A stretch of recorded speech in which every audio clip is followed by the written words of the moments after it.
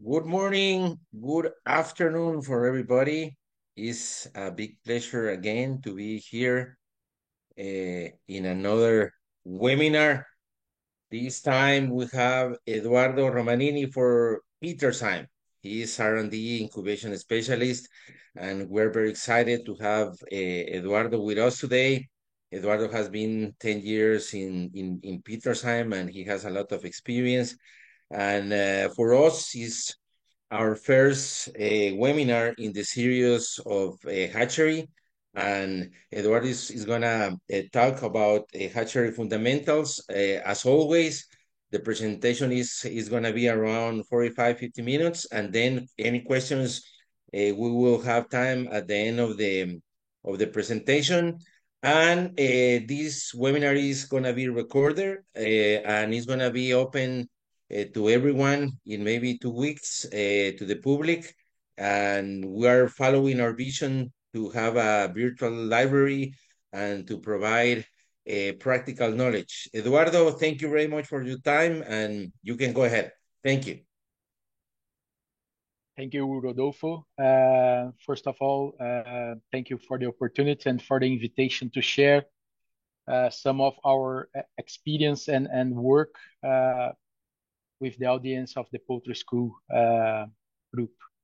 So, as today I was asked to talk about hatchery fundamentals, taking into account that a lot of the audience here will be a mixed audience with mixed experience. So people that are in the industry already for a long time and some students that are not yet there in the industry, but will be future colleagues working in the industry of poultry. And in more specifically, I'm going to talk about hatchery in more detail, explaining what is the relevance and importance of the hatchery in the production chain of poultry. So this presentation is resulting from combined efforts from myself and my colleague Hilke Willensen that works together with me at the R&D department at Petersheim. Um, at my work, I'm heavily involved with trials, field trials, specifically trials together with customers, trials in partnership with researcher partners or universities. So in a way, we are involved with a lot of experimentation and innovations research. So I'm going to share some of our innovative developments throughout these years. To start with, I would like to briefly introduce the company Petersheim for those that haven't heard or haven't know about it. Petersheim is originally an American company.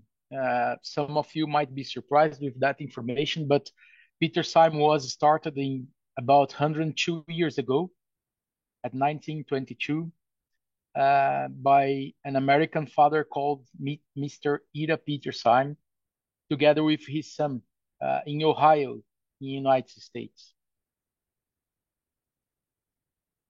The Petersheim family that invented the brand was also the first inventors of the electrical incubators. So they were the ones responsible to bring to the industry the first incubator with electrical components, which was quite revolutionary at that time in the history.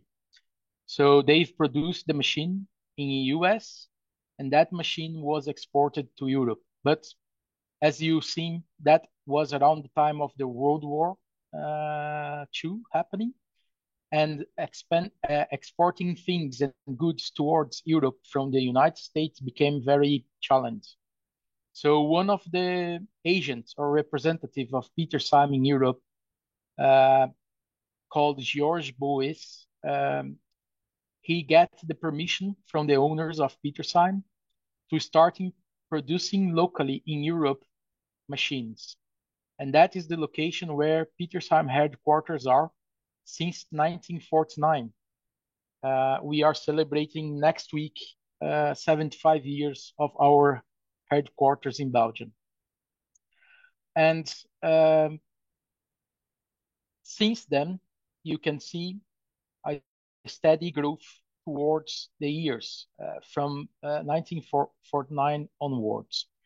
And this steady growth was really taking an exponential shape curve from the year 2000, where the first introduction of what we call embryo response technology was made. And I'm going to talk a little bit more in detail for you what is embryo response technology is. Further to that, we have, as more recently, since 2020, the first machines in the industry or in the market of hatcheries that use artificial intelligence embedded into the system. So that is again what has led us to be the first incubator suppliers company in the world, with a revenue annually of about 100 million euros. So Petersyme, as said, is the #1 supplier of incubators and hatchery solutions. About 1/3 of all the poultry produced in the world has been hatched or has seen life inside Petersyme incubators. And this has applications or machines that is targeting to different poultry species, as you can see here, chickens, ducks, geese, and all other sorts of variations of species, which means that about every week we deliver 50 new incubators to the market. And our philosophy has been built based on mimicking nature. So we are taking inspiration from the natural incubation by the mother hen and understanding how is their behavior, how the mother hen looks after the eggs and the chicks, and trying to mimic that behaviors into innovative products. And the behaviors that we learned by observing nature was then translated into products that we call embryo response technology. And that's why I explain you this was where we had a boost in our presence in the market since the year 2000. So this was about Petersyme shortly. And by now you know that we are a reference company in terms of bringing solutions to the markets for the hatchery industry. And we are only succeeding on doing that because we take care of 3 special stages during incubation process. And that means the stage you see here in these slides, pre-incubation storage or egg storage phase, where we try to learn how the behavior of the mother hen on building up the clutch of eggs. Then the next stage, it's where it involves the setter phase and the hatcher phase inside the hatchery. So that means on the setter phase, the attentiveness of the mother hen to the eggs is very key. And that's what we replicate in our industrial incubators.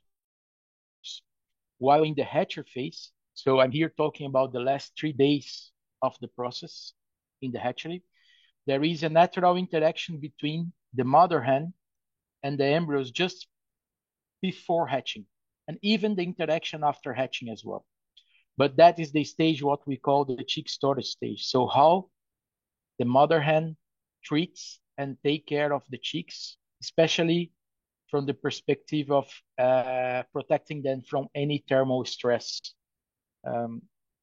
after hatching.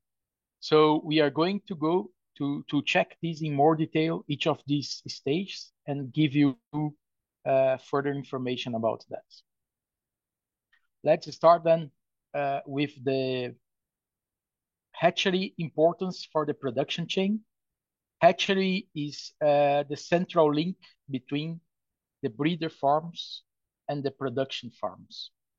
So every breeder farm producing eggs, fertilized eggs, will bring the eggs to a central location, and this central location is the hatchery, where we have this detailed process of transforming eggs into chicks after 21 days. And from that hatchery location, the chicks are then distributed to the production farms, the growth farms. So without the hatchery, we could not have the amount of large scale production with high quality day-old chicks produced as we have today. So hatchery has an important, relevant link in the process, and that cannot be dismissed. The goal of the hatchery is, as you know, to transfer or to turn hatching eggs into chicks in this process of 21 days, with the main targets of producing the highest possible number of chicks from the stock of eggs available. But not only the number of chicks is relevant, we are all aware that the importance of the chick quality. So producing high number of chicks with the maximum chick quality standards is part of the target. And also in third place, we have to highlight the relevance of chicking uniformity. Because as you know, our industry, when we talk about thousands of birds in a broiler house, we manage them by an average situation. So that's relevant that we have an average representation of chicks in terms of uniformed and the lowest variability as possible. So chick uniformity is important towards the industry for the growth performance of the flock and also for the market processing afterwards in the slaughterhouse units. But from a fertile egg to a good quality chicks, we have to recognize it's a long way to go and it involves a lot of process, and managing this process well is a challenge. So we could refer here to a very important first block of factors influencing the results of any hatchery. That will be the breeder farm management itself, where there are several sources of variation, like the type of breed producing the eggs, the presence of disease or not, how the male ratio are handled by the breeder farms, and so on, so on, so on. All of these factors are affecting the outcomes or the output of the breeder farms, which are good hatching eggs. The next phase or the next block, which is a challenge for us, is the transportation of these good eggs to the hatchery. As I've showed it before, hatchery is a central location, and it demands that every egg collected from different breeder farms are brought safely to the hatchery. And this involves a good egg handling procedures, together with a well-managed environmental conditions during the transports in the trucks. The control or the reduction of vibrations that will potentially influence the development of the embryo early in life. And that has several other factors that could cause an effect, as for instance, road conditions that are not controlled in a direct way. So when you combine these two and bring to a third phase, which is the hatchery itself, then we have things a bit more in control, or at least we have the possibility to have things more under control by paying the maximum attention to all of these influencing factors. So I'm talking here about egg storage conditions, the procedure to fumigate and clean dirty eggs or to disinfect eggs when they arrive to the hatchery, the setter and hatcher cycle, which is the core of our incubators. So how to manage the embryo in a proper way, attending their needs, which is changing every day. So it's a dynamic process. So we have to attend the requests of the embryo every day is different for the embryo in terms of development. How to process these chicks in a good and fast way, and then how to store them before they are really finally transported to the growing farms, to the production farms, where they will reach the last phase before going to the market. So this is the complete chain. I hope for you that are not very familiar yet with the industry has a better idea now about the relevance and importance of the hatchery in the process. And to be even more detailed, I brought here an image of a layout hatchery, a standard layout for a hatchery nowadays, which has an indication of the different steps involved in the process of turning fertilized eggs into day-old chicks. So everything starts here with the inputs of good quality eggs coming from the breeder farms, entering to the hatchery. These eggs are then disinfected in a fumigation area, which can be done in a fumigation room or in a specific fumigation machine, which is dedicated to do this process in a more controlled way. The eggs are transported after being fumigated to the storage cold room. In this room, we keep eggs at the cold stored conditions to keep the development of the embryo at lower rates, and also to control the growth of any bacterial or microorganisms. So this is a very important clean area for the hatchery after eggs have been fumigated and disinfected. If we progress to the right in the layouts, we have here the setter rooms with the setter machines, the incubators that run the process from day 0 till about day 18. Transfer area. So it's a connection area between the setters and the hatchers, where you can see here labeled with number 5. The hatchers is another special dedicated incubator that will provide optimal conditions for hatching the eggs. We are going to discuss these steps a bit more in detail later on. And finally, you have here, after hatching, the processing area where chicks are vaccinated, chicks are selected or graded, stored in a chick storage room or chick storage machine. There is also the possibility of having dedicated incubators for control the conditions around the chicks as much as better as possible compared to the mother hen would do in nature. And finally, when the chicks are ready, mature enough, and in a good comfort, they can leave and being transported again to the production farms. So this is our layout, and this is how the process evolves from day 0 to day 21 inside the hatchery building. Let's go a bit more in detail into the different steps. As I said before, everything in a hatchery starts with the good quality eggs, and that's by definition an egg that is free from any physical injuries.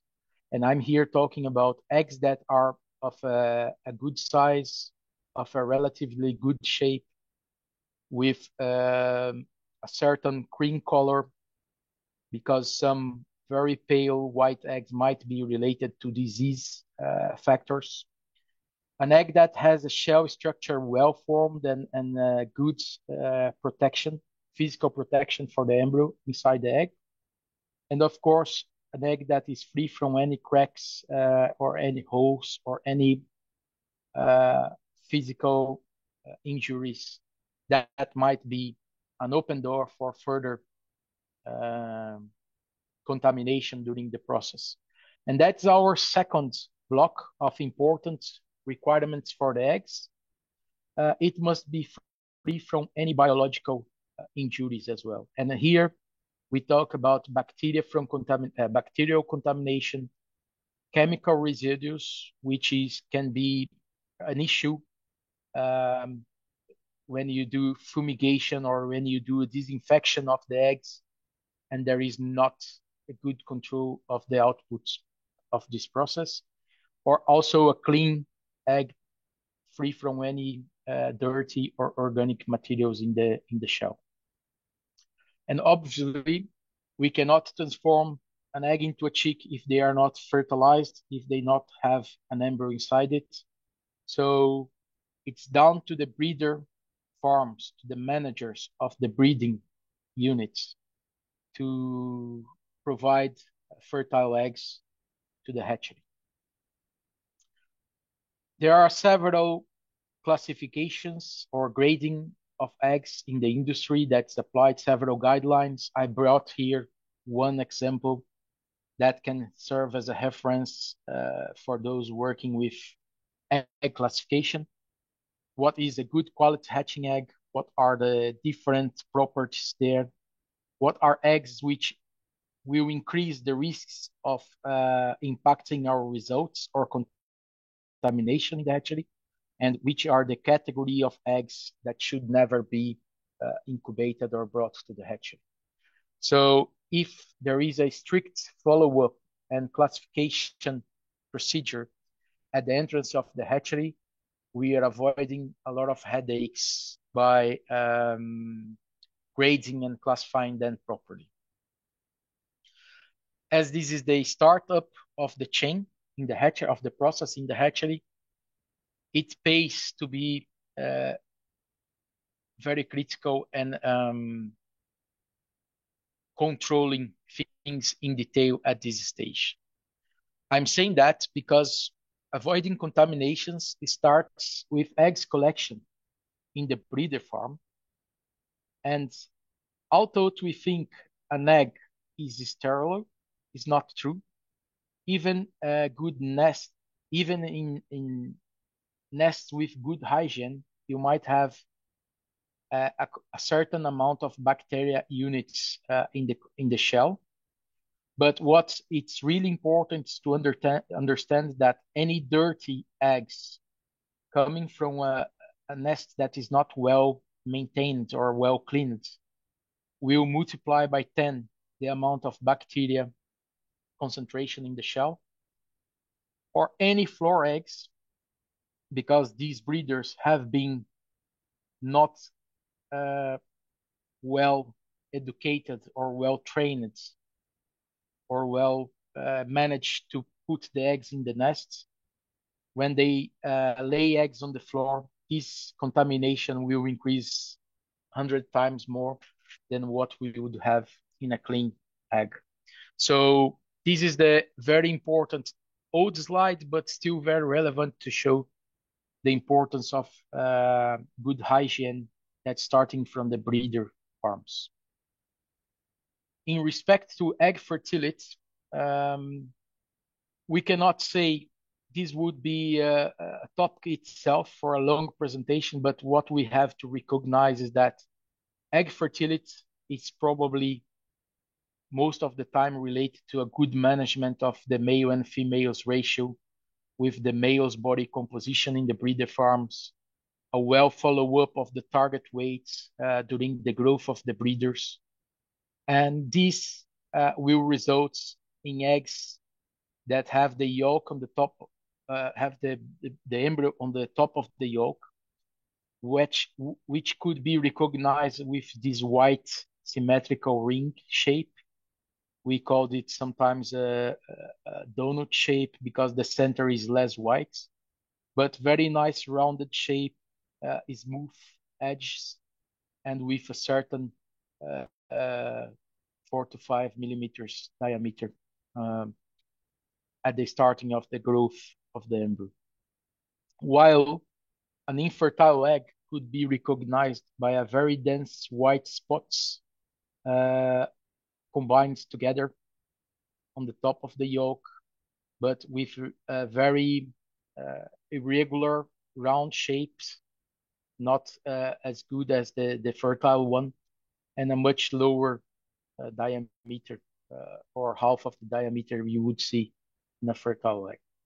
So egg fertility is a must if we want to be effective in the hatchery. And the progress of keeping the care of the eggs continues in the storage after collection of the eggs from the nests, while storing the eggs at the right conditions. And in this case, we have recommendations saying that eggs should be stored at the farm below 25 degrees, because eggs need to come from a mother's hen body temperature, which is about 40 to 41 Celsius degree, and brought it down to a certain storage temperature where we want to hold the development of the embryo as much as possible without really interrupting it. So keeping a good clean and dried room in the farm is a very important aspect in this process. Eggs would ideally then be transported to the hatchery daily or regularly during the week at certain conditions, always going down in temperature. So if eggs are stored at 24 degrees, it's important that the transport in the truck is below that temperature. And when they reach the hatchery, this is the minimum temperature that they should be stored. And it's very common to see studies showing the benefit of storing them at 15 degrees or between 15 and 18 degrees Celsius. After that, eggs are then warmed up in one direction using the preheating phase. So acclimatization of the eggs to start incubation, and then bringing the eggs up to 37.8 as the target of incubation temperature for embryo development. So hatching egg management itself has as a ultimate goal to keep the embryonic potential, which starts at the breeder farm to produce the potential, so to deliver fertile eggs to the hatchery.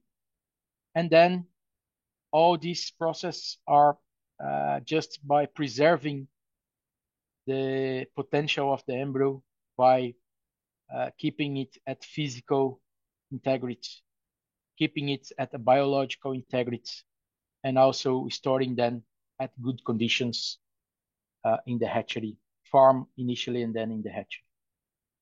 So now you have an idea about the process pre-incubation, actually the process pre-delivery of the eggs to the hatchery. And when the eggs reach to the hatchery, we also have some process that needs to be taken, in special the fumigation, the disinfection, which I explained you before. And there are nowadays advanced machines that can control the process in a much better way. And the entering area of the hatchery is then followed by this fumigation area, which is then a physical separation between the dirty area and the clean area. So after being fumigated, everything that is inside the hatchery is considered to be a clean material. So it's very relevant that there is these treatments at the arrival of the hatchery. So eggs are then fumigated, transferred to the clean area, and stored in the cold egg room before they go into the incubation process. Fumigation rooms. This is a nice picture of a brandly new fumigation room. We know that this will not be the real picture when these machines or these rooms are used on a daily basis. There is very high corrosive products, very strong chemicals used here to clean the eggs, to disinfect the eggs. And what are since for us since last year, we have introduced a machine that is dedicated to do this fumigation process in a much more controlled way, following the specifications of different fumigation products that you see here in these lists, and especially following some extra safety procedures that are not always present in a fumigation room, like in locking the doors or allowing the control of the renovation of the air in a more precise way as it's done inside properly designed machines for that. Once eggs are then transported or transferred to the egg storage room, it's important that they are kept on a uniform cold temperature. And here is just a picture showing that it's not, it's important to control the temperature not in a sensor position in the wall of that room, but really sensors that are near, surrounded by eggs, near to the trolleys, because those are the experiencing temperature the eggs are having, and distributing several sensors towards throughout this room, and using that to control your air conditioning systems is what is recommended. So keeping a good condition in terms of temperature and humidity here is not only for the embryo, but is also for the bacterial growth, to minimize any bacterial growth potential there. As it's commonly known in this industry, ideal egg storage is always lower than 5 to 7 days in hatcheries, but sometimes keeping eggs longer in the cold storage room is something that cannot be avoided, just because there are different demands from the markets, or the supply of hatching eggs is not as we would like to be. There are different demands of day-old chicks. So a hatchery must be able to have a stock of eggs to attend any of these unforeseen situations and react fast to that. So it's important that although you keep eggs in the hatchery, they are for a long time, and you are losing potential embryonic. You are losing the embryonic potential by keeping them stored longer. There are ways to correct and minimize this. And one of the drawbacks we know by keeping them long term in the storage is that there is always a drop in hatchability, in chick quality, and also logistics wise, incubation time cannot be planned as we would do for a fresh egg. So there are some corrections needed in terms of planning and logistics for how long the incubation will take for long stored eggs. By now, I can happily introduce you what are the mechanisms we've developed already many years ago by introducing a machine that is able to mimicking and reproducing the clutch building activity by the mother hen in nature, using our industrial incubators. So initially, as I explained, nature was our source of inspiration. And what we see here is that every time a hen returns to the nest, or to the natural nest in this case, she lays one egg in a day on average. And the older the eggs gets, she's applying some kind of heat treatment to these eggs. So the second day, the first egg laid the day before will receive a certain short periods of incubation by the mother hen when she's laying the second egg. The third day, same procedure will happen to the last two eggs laid, and then so on, until the egg clutch is formed. So this interaction with the mother hen with the eggs that are there just waiting for the clutch to be built, we replicated in our industrial incubators by understanding a very important biological fundamental of this process, that when an egg is laid, there are different stages of embryonic development. And these stages are classified as these images here show the different stages of early embryonic development, classified in literature by some authors with stage 10 or 11, and that will be the most common stage when an chicken egg is laid. So by storing them longer, we would prefer for the robustness of the embryo and also to keep the embryonic potential to advance them a little bit in staging to the stage 13. So they need a bit of heat to shift from stage 10 to stage 13, but without going beyond the stage called Hamburg and Hamilton classification number 2 here, which is considered the point of no return. Once the embryo has reached the stage 2, Hamburg and Hamilton classification, it needs to be incubated. It cannot be stored anymore. So if we return eggs to the cold conditions after this stage has been reached, we are going to kill the embryo.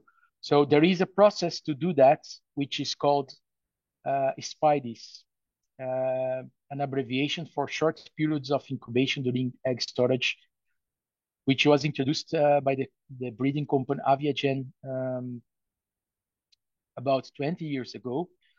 And together with them, we've promoted or provided a machine that is able to control the treatment of heating up and cooling down the eggs in a proper way in our industrial incubators. So what we have reached there is that we have a solution that promotes the right amount of heat that boosts cell proliferation, but that stays below the point of no return that I've showed you. So what we have in this scheme is that we provide a certain number of treatments, heat treatments, and with control of the amount of heat that is promoted, and this generating the most ideal number and frequency and magnitude of heat treatments during incubation. There are issues if we do that not so often. So we do it below what should be done. So we are losing potential of our embryo there. Or if we do this excessively, we are going beyond the point of no return, and we are risking on killing some embryos there. How we do that? We have a machine which promotes in a fast way the cooling and heating, or the heating and the cooling of the embryos in a controlled way by what we call our Ovoscan thermometer that controls the process, treatment time, and temperature during the restore process or SPIDE process. Here is to show you what is the advantage, what are the gains we get by doing right SPIDIS treatment. So we have so many years this machine already in the market with so many customers happy. And here is just a screenshot of one of the first trials we've made to show the proof of the concept of this machine with over 100 trials in the fields, resulting in gains that increase with the number of storage in days. So the higher the longer the storage, the bigger the gain you get, because more you can recover from those losses caused by long storage. Side results, or together with the gain in hatchability, we also have a more uniform hatching of chicks. So we've learned by now everything related to pre-incubation. Let's dig deeper into the incubation phase itself and going through some of the basics of incubation. For you, it's very important to recognize there are 4 pillars of incubation or key parameters to be controlled during incubation process, and they are temperature, ventilation, air humidity, and turning. These parameters are the key in defining whether we'll have a successful hatching, successful results in our hatchery or not. And there again, nature has inspired us to reproduce initially the attentiveness of the mother hen to the nest, to the eggs in the nest in the nature by interacting with the eggs. And I mean a thermal interaction with the eggs. So what you see here is the percentage of attentiveness of the mother hen. And on the horizontal axis here, you have days of incubation. In the initial first half of incubation, mother hen is providing full attentiveness to the embryos. So she's sitting, standing on the eggs. Eggs are cold, so she needs to promote heat to these eggs. She needs to transfer heat from the body to the eggs. By sitting on the eggs, she's also limiting the amount of oxygen availability to the eggs. So she's indirectly increasing the percentage of CO2 locally in the nests. And also by sitting on the eggs, she's keeping the micro environmental air humidity high for the embryos. And these are 3 conditions that we can replicate in our incubators with sensors and some actuators. When we cross the halfway incubation and on the last half of incubation, still on the setter phase, the attentiveness of the mother hen is reduced. Now, eggs are producing heat. They are generating heat as one of the byproducts from their metabolism, from their growth, the embryos.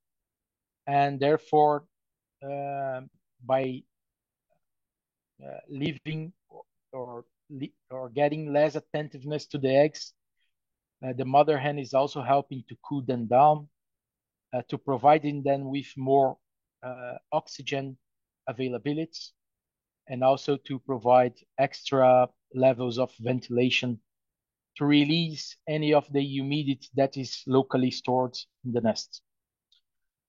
This attentiveness graph shows that in the last 3 days of incubation, so really the phase where we call hatcher, the attentiveness goes to the maximum again. And there is another type of interactions between the mother hen and the embryos, which we are going to discuss in a minute. So how we replicate and mimic this behavior in our incubators by playing with the actuators we have available, so cooling, heating, by monitoring the temperature of the machine, playing with the outlet air, inlet air, ventilation, and also the quantification of CO2 concentrations in the machine. These are all managed by the most modern incubators nowadays.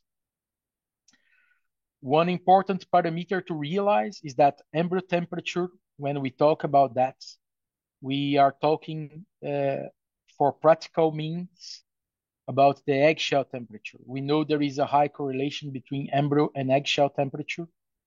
And that means is not the same as eggshell temperature or air temperature in the incubator.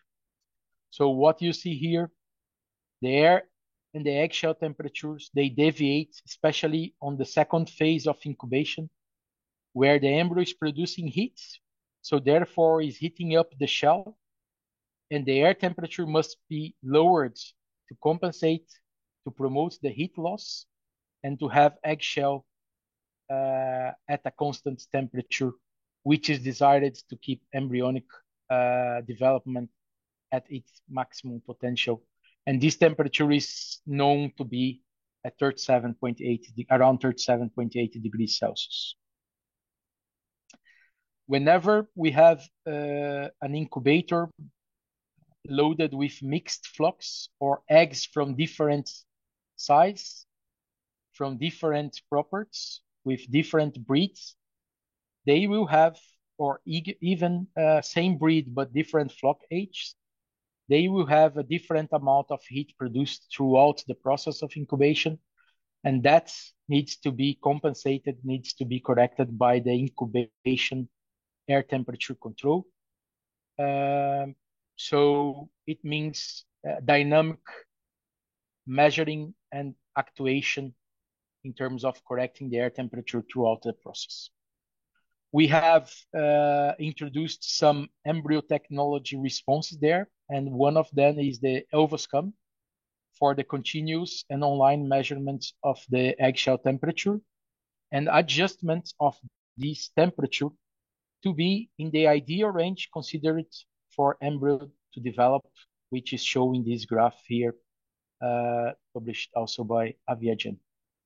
There are other ways to measure and monitor eggshell temperature in our incubators, whether or in the hatchery industry, but those are more less advisable solutions because in the case of medical ear thermometers, for instance, there is only spot checks.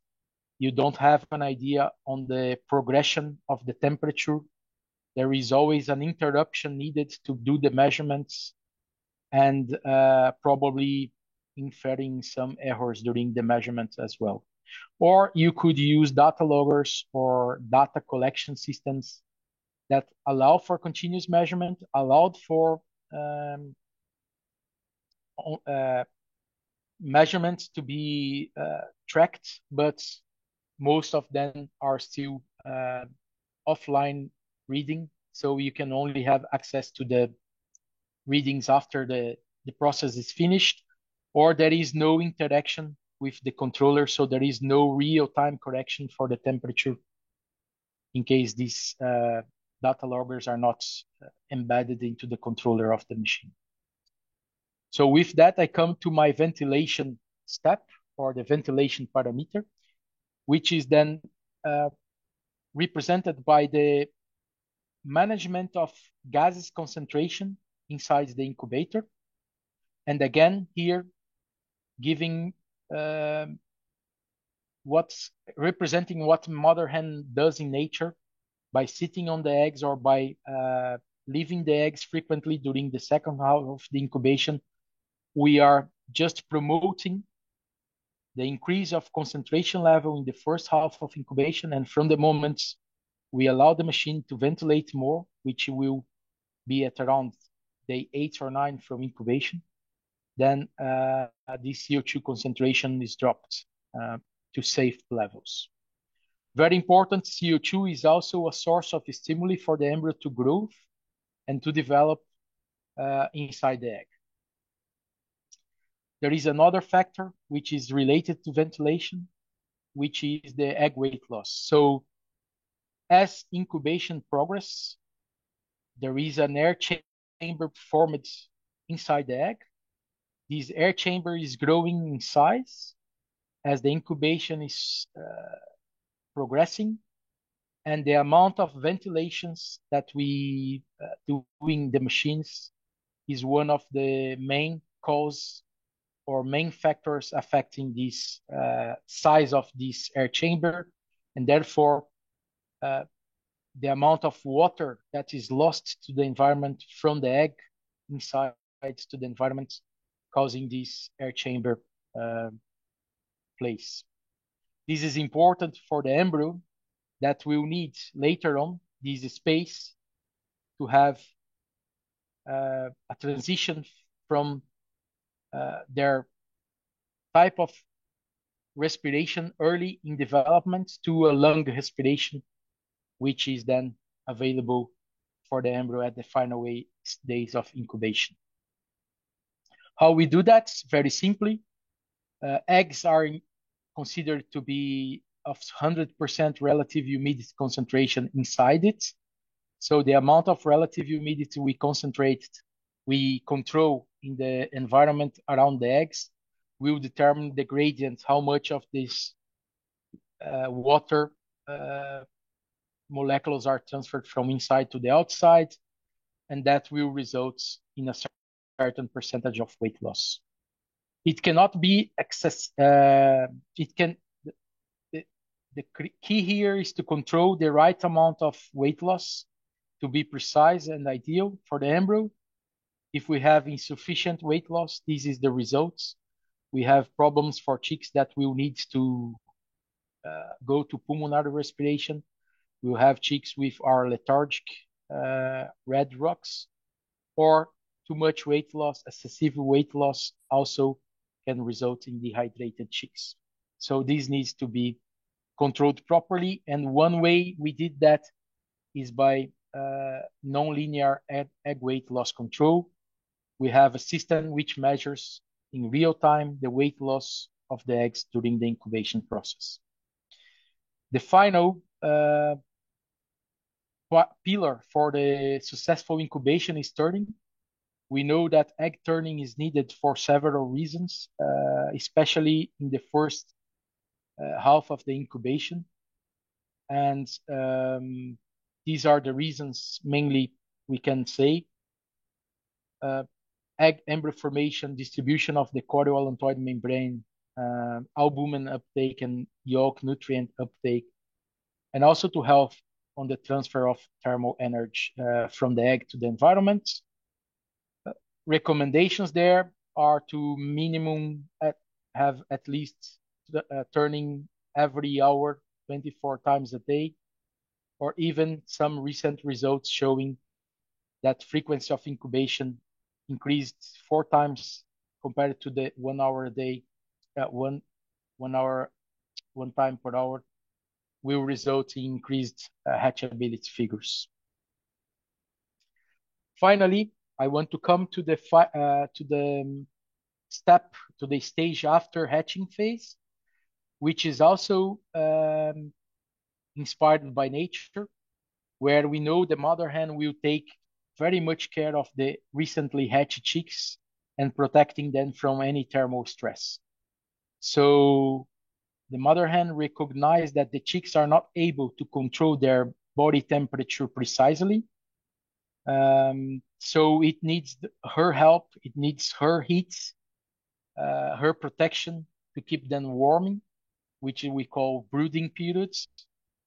And we can do that in our incubators with especially the use of monitoring, listening to the embryos, to the chicks, sorry, measuring their temperatures and observing their behavior. So it's quite standard in the hatcheries that the behavior, the group distribution of the chicks in the crate, in the baskets, in the chick baskets, will give you an idea if they are hot or cold. So, or if they are in a comfort and silent situation, which is considered an event temperature of 103 to 105 Fahrenheit. Very critical is that when they are hot or cold also, they can be dehydrated. There are nowadays very special machines also to control that conditions around the chicks more precisely in a more environmental, more good uniformed, and resulting, for instance, in lower first week mortalities. So in summary, I would like to come to my conclusions that Peter Simon's main principle used so far is to mimic nature and understanding how the mother hen deals with the eggs and chicks in their natural nests, and try to replicate that in our incubators with the use of technology, with sensors, with actuators, what we call embryo response technology. So you have here an overview of everything that is relevant from producing a good hatching egg quality towards a production of a good day-old chick quality, and will result in a final good performing birds that will come to the slaughterhouse and generate effective results. With that, with a little bit extra time than what Rodolfo initially suggested, I thank you for your attention, and I open for questions in case you have any comments, remarks. I'm happy to address them. Thank you very much. No.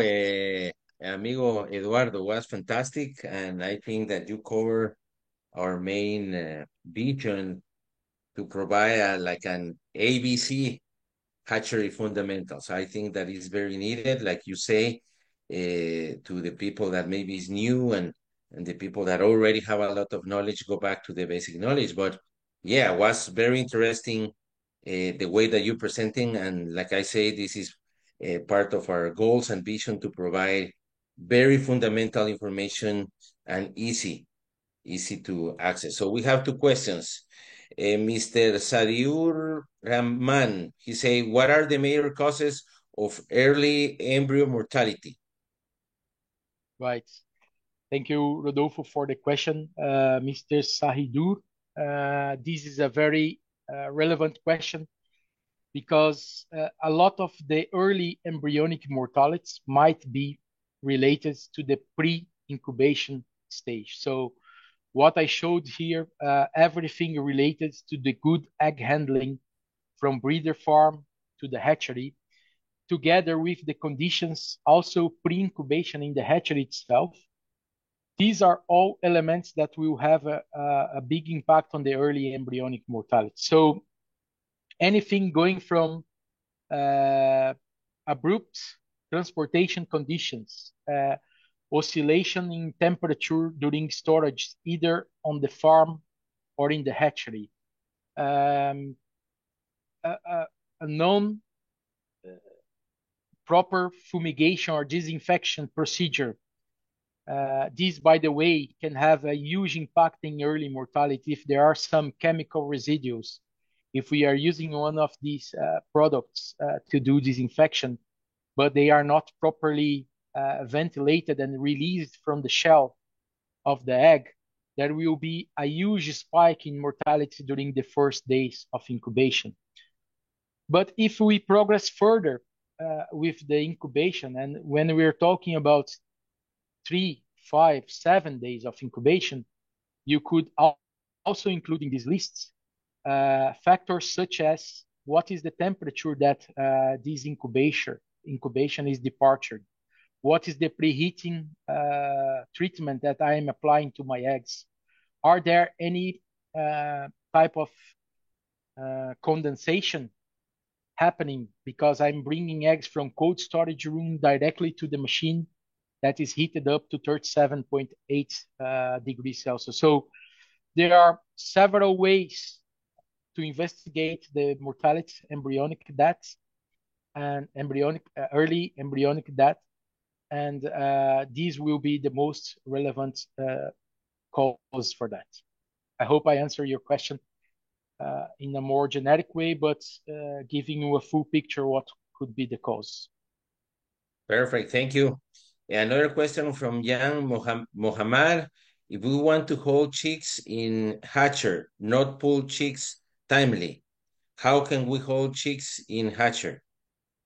Perfect, Jan. This is a very nice question because gives me the opportunity to explain a little bit of something which is not very well understood in the industry. So keeping the chicks in a hatchery, or more specifically in a hatcher machine, or in a hatcher, or after the hatcher in a chick storage room or chick store machine, will not have any particularly impact in case the conditions that these chicks are kept are good. So let's put it in another way. If the farms are not ready to get these chicks, they are not prepared enough, they are not heated as it should be, or if there are some logistics complications to transport the chicks as it would be programmed before, it's perfectly possible to keep them in the machines by controlling their temperature in a much more careful way. We have to recognize, to understand that chicks will produce a lot of heat after hatching. They will need to be controlled by their body temperature. They will need to be careful check of their body temperature. And we'll have to play mainly with three factors. Again, the temperature of the air in the machine, the humidity of this air, because we know very high humidity can be a negative effect on their body temperature, and also the ventilation rates to promote the right levels of oxygen they will need. So these three parameters are perfectly possible to be controlled nowadays in machines that have these capabilities, these sensors available. Thank you, Eduardo. Murtazu Kudos. He's just recognizing and saying thank you, very good seminar. Thank you for the compliment. I think that this is what is our passion, and we're willing to keep doing, providing information. Shafi Ahmed, what are the main causes of cross-break day old chicks? Right. Shafi, there are, of course, pinpointing some specific cause to some effects we see in the results of our day-old chicks is not an easy task, is not as simple as that. But there are several possible causes, and I think the most common ones that we would see cross-beak, exposed brains, or any type of malformation in the embryo body comes from oscillating temperature, especially on the periods of early development. So anything in terms of high peaks and low peaks of temperature from the breeder farm to the incubation, including the first few days of incubation, 3 days, would cause malformation problems, and crossbeak is one of them. There are also studies showing some correlation between shaking or vibration or shocks during the transport of eggs to these kind of malformations signs in the old chicks. So not only the signal is very important, but the amount of incidence. So if there is a lot of incidence of these anomalies, things needs to be looked into a bit more detailed.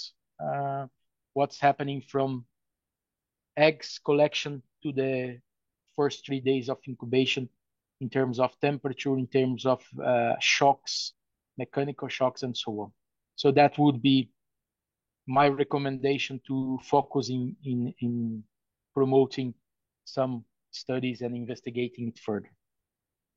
Perfect, thank you. Then Eddie Van Leert say great overview, and you are feeling the need for this kind of basic presentations to the hatchery world. Thank you, Eddie, for your comment. And yeah, we're trying to keep moving forward in this type of presentation in any other subject of the poultry industry.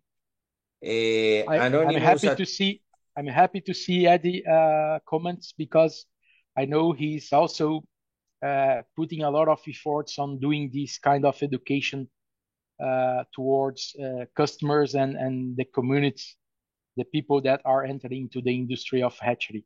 So very important indeed that we have all the base knowledge aligned to make progress in the industry. And just to make a comment in this thoughts is we have a vision to create like a community, a network where poultry school can be the channel to all these poultry segments globally, actually, and being the link with the companies that are generating the technology, the investigation, and putting the effort, resource to keep, let's say, providing technology to create a better protein in the best way possible with the resource that we have. So we're very excited of having this common community. So, anonymous attendance, next question, how to reduce air temperature will get into the setter? Okay, if I get well the question, how to reduce the air temperature getting into the setter. Um, I'm I'm assuming here he's talking about he's asking about the what's the impact of, for instance, the air temperature that enters from the air inlets to the setters during the process. I think I can try to answer these in two different ways. One is that considering the first period or first week of incubation, embryos are very sensitive to this kind of temperature shocks. So there, if we could limit the amount of air exchange with the environment surrounding, or if we cannot limit, at least control it in a more precise way, would be very helpful for the results. Well, when you have also the further developed embryo, more towards the end of the incubation process, uh, the air temperature could be lower in a way that will help to cool down the conditions. But the most modern incubators, to be honest, they don't need a lot of extra help from the air temperature. It's they have enough cooling capacities with water cooling. I can talk in the name of our incubators, and therefore you could also get a better tight condition and tight environment inside the incubator without bringing too much external air. That sometimes is hard to control because there is no ideal control in the room. There is no ideal, not always available temperature air in the right conditions in terms of temperature and humidity before it enters to the incubator. Perfect. Another question, anonymous attendance. What are the reasons of bald-headed chicks? But both had chicks. Um, I assume this question is more like towards heads down. Um, the the top of the head is like flat compared to a nice and fluff head chick. So we have some experience from the fields that the main reason for that is also related to temperature, high temperature occurring in the final phase of incubation, in the final days when the embryo is really getting growing inside the hatcher and just before emerging from the shell. So high temperature after transfer, I would say, from my experience, if I could do one link, that would be the cause of these more flat head chicks, which is, by the way, also from field experience, those are very highly correlated with poor quality chicks. So if you have a nice and fluffy head around a comb from the chick neck, let's say, then this is more linked to high quality chicks compared to the flat head chickens. Perfect, thank you. Martusa Kuros, during hatching, formalin is better or affect? Do you understand the question? Yes, I think Murtuza, the question is more about what type of disinfectant um, you could apply for during the hatching. There are several products, not all of not not of all of them have with the same efficiency, same costs. So I'm not going to give you a product name or something, but we have to be very careful with applying disinfectants during the hatching process. There are the benefits of doing it by putting it down the contamination loads, but ventilation management is essential in that phase as well. We could cause more harms and affect the chicks in a negative way rather than bring it to positive results if this is not done properly. And I have to say also that a lot of hatcheries are nowadays managing their chicks in the hatchery with minimum or no use of chemicals to control the contamination. And this involves a very critical control of eggs entering to the hatchery, as I explained also in my presentation, critical grading, classification of the eggs, and so on. So I think formalin, it's one of these chemicals, very effective, but very dangerous to be played without proper control. Thank you. And the last comment from Mr. Saduir Rahman is truly a representation and learnings. Thank you, Saidur, for your comment. Again, we are very glad that you guys are finding value in this. And the last question that we have for today, please explain causes for unhealer naval strings when yolk absorptions end. Okay. Whenever there is a unhealed navel or one of these mentioned signs here, it's probably related to the lack of synchronization between the rates of embryo development and with the conditions applied during the hatching process.